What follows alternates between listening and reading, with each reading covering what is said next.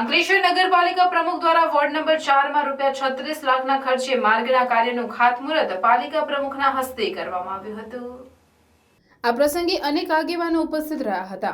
અંકલેશ્વર શહેરમાં આવેલ વૈશાલી સોસાયટીથી સરદાર પટેલ હોસ્પિટલ સુધીના બિસ્માર માર્ગ અંગે સ્થાનિકોએ નગરપાલિકામાં રજૂઆત કરી હતી, જે રજૂઆતને પગલે પાલિકા દ્વારા 36 લાખની ગ્રાન્ટ મંજૂર કરવામાં આવી હતી, જે માર્ગનું પાલિકા પ્રમુખ લલિતાબેન રાજપુરોહિત, ઉપપ્રમુખ ભાવેશ કાયસના હસ્તે ખાતમુહૂર્ત કરવામાં આવ્યું હતું।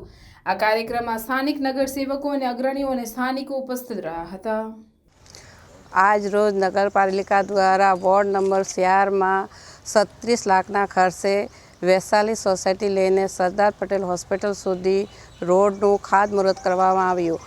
આ ખાતમુહૂર્તમાં વોર્ડના સભ્ય શ્રી વિશાલભાઈ ચૌહાણ, શહેર પ્રમુખ શ્રી નરેન્દ્રભાઈ, ઉપપ્રમુખ શ્રી ભાવેશભાઈ, વિનયભાઈ અને સંગઠનના હોદ્દેદારો બધા હાજર રહ્યા હતા।